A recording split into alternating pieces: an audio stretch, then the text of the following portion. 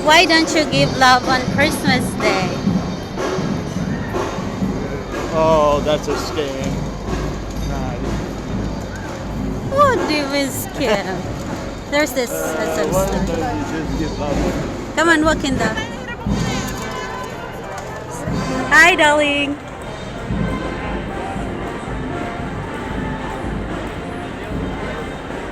They're here. The SM store.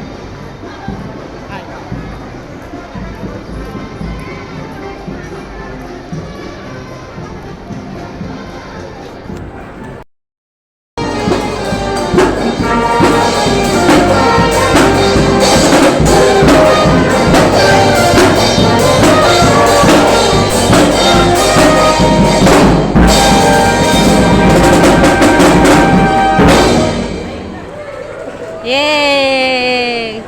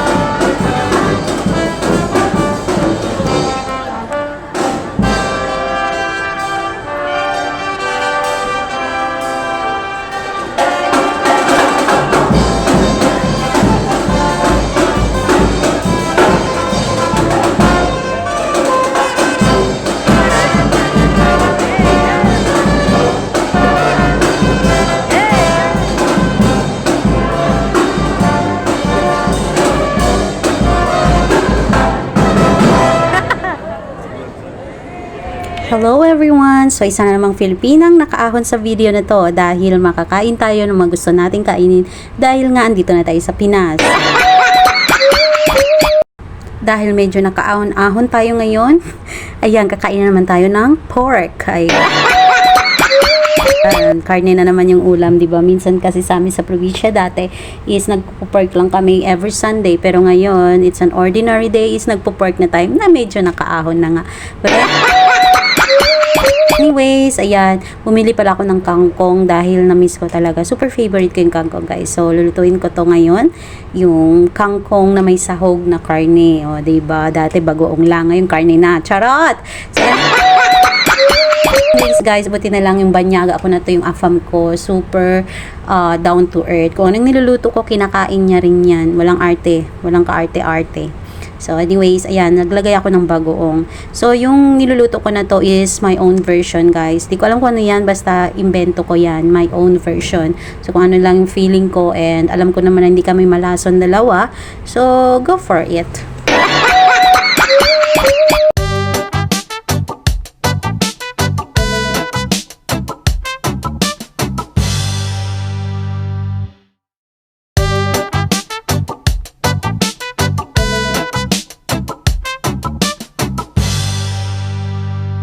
Ayan, luto na ang ating kangkong na may sahog na pork. And nagluto na pala ako ng kanin at dinamihan ko na, guys.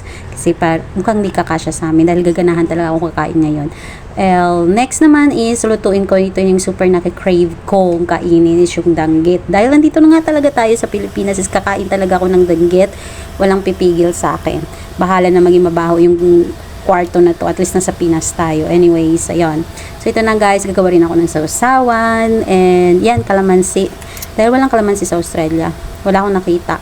Ayan, sabi nga ni David is hindi siya kakain yan. Hindi talaga yung kakain ng ganyan kasi sabi niya maliit pa daw yung isda na konsensya siyang kainin na maliit pa lang hinuli na at kinakain na natin. Sa Australia kasi, guys, hindi nila kinakain yung isda na maliit pa. Kapag nanghuli or nanghuli ka ng isda sa dagat, kailangan malaki na kasi kung kukunin mo at may size talaga na pwede mo nang kunin, na pwede mo nang ulamin or ano, kasi pag kinuha mo na yun, kinain mo na yun, magkakaroon ka ng fine. So lahat ng mga fisherman doon may dala-dala silang parang millimeter, anong ba tawag, meter stick or anything na minimake sure nila kapag maliit pa at hindi na ano, ewan ko pa paano i-explain. Basta kapag maliit pa, binabalik nila sa dagat. Yun lang.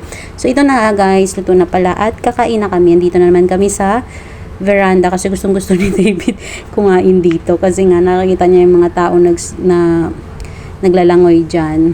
Ayun. And siguro naman dahil daw sa danggit. But anyways, hindi naman siya nagreklamo. Basta hindi lang siya kakain.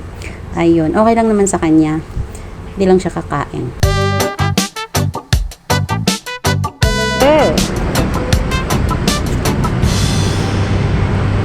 Look at this one.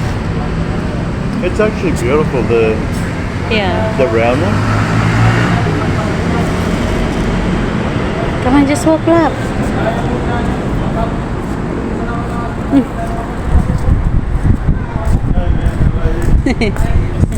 Merry Christmas.